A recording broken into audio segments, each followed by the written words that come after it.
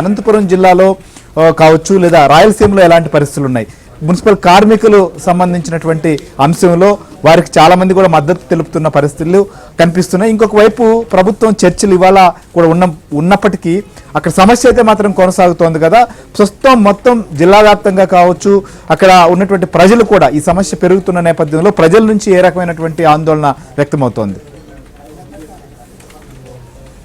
అనంతపురం నగరమే కాదు, మొత్తంగా అనంతపురం జిల్లాలోని ఏదైతే మున్సిపాలిటీలు నగర పంచాయతీలు కూడా చెత్తగా మారిపోయి చెత్త నగరాలుగా కూడా కనిపిస్తున్న పరిస్థితి ఉంది. ఎక్కడికక్కడ చెత్త పేరుకోవడంతో ప్రజలు తీవ్ర ఇబ్బందులు ఎదుర్కొంటున్నారు. ముఖ్యంగా మున్సిపల్ కార్మికులు, ఉద్యోగులకు గతంలో ప్రతిపక్ష నేతగా ఉన్నప్పుడు ముఖ్యమంత్రి జగన్మోహన్ రెడ్డి ఇచ్చిన హామీ ఏదైతే ఉందో కనీస వేతనం అమలు చేస్తామని, పనికి తగ్గట్టుగా వేతనం ఇస్తామని అనడంతో పాటు కాంట్రాక్ట్ కార్మికులను రెగ్యులరైజ్ చేస్తానంటూ గతంలో ప్రతిపక్ష నేతగా ఉన్నప్పుడు ముఖ్యమంత్రి జగన్మోహన్ రెడ్డి హామీ ఇచ్చారు. హామీ మేరకు మాత్రమే తాము డిమాండ్లు చేస్తున్నా, అందులో భాగంగానే నిర్వాధకు సమ్మెకు దిగామంటూ మున్సిపల్ కార్మికులు చెప్తున్న పరిస్థితి ఉంది. దాదాపు 15 రోజులుగా మున్సిపల్ కార్మికులు టెంట్లు వేసుకొని దీక్ష చేస్తున్నప్పటికీ అధికార పార్టీకి చెందిన నేతలు గాని ప్రభుత్వం గాని వారి సమస్యలను ఎంత మాత్రం పట్టించుకునే పాపాన లేదు.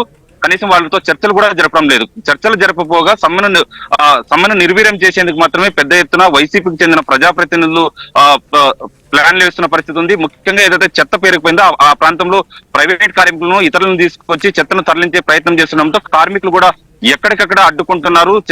చెత్తను తరలించే ప్రయత్నం ఏదైతే చేస్తున్నారో దానిపైన పెట్టిన శ్రద్ధ ముఖ్యమంత్రి జగన్మోహన్ రెడ్డితో మాట్లాడి తమ సమస్యను పరిష్కరించండి, తాము ఏదైతే డిమాండ్ల సాధన కోసం ఆందోళన బాటపట్టామో తమ డిమాండ్లను నెరవేర్చినట్లయితే తామే చెత్త మొత్తాన్ని తీసేందుకు రెడీగా ఉన్నాము, తాము ఏమి గొంతెమ్మ కోరికలు కోరడం లేదు, గతంలో ముఖ్యమంత్రి జగన్మోహన్ రెడ్డి ఇచ్చిన హామీలను మాత్రమే నెరవేర్చాలంటూ కూడా కోరుతున్నామంటూ కార్మికులు చెప్తున్న పరిస్థితి. అయినప్పటికీ మున్సిపల్ కార్మికులు చెప్తున్న దాన్ని ఏ ఒక్కరు పట్టించుకోకపోగా అసలు అధికార పార్టీకి చెందిన ఎమ్మెల్యేలు ఆ సమ్మెను పూర్తిగా నిర్వీర్యం చేసే విధంగా వారిపైన ఒత్తిడి తీసుకొచ్చే విధంగా కూడా కార్మికులను కొంత ఆందోళన గురి చేసే విధంగా కూడా వ్యవహరిస్తున్నారని చెప్పవచ్చు.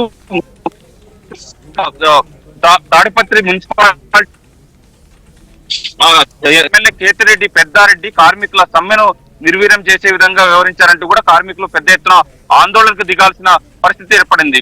ప్రైవేటు ట్రాక్టర్లను తీసుకొచ్చి చెత్త చేయడంతో ఎక్కడికక్కడ కార్మికులంతా రోడ్డుపైకి వచ్చి అడ్డుకున్నారు. తమ కడుపులు కొట్టే ప్రయత్నం చేద్దండి, మొదటగా తమ సమస్యను పరిష్కరించండి, ముఖ్యమంత్రి జగన్మోహన్ రెడ్డితో చర్చించి తమను సమస్యను పరిష్కరిస్తే చాలంటూ కూడా చెప్తారు. ఇదే సందర్భంలో గుంతకల్ ఎమ్మెల్యే వెంకటరామరెడ్డి ఇదే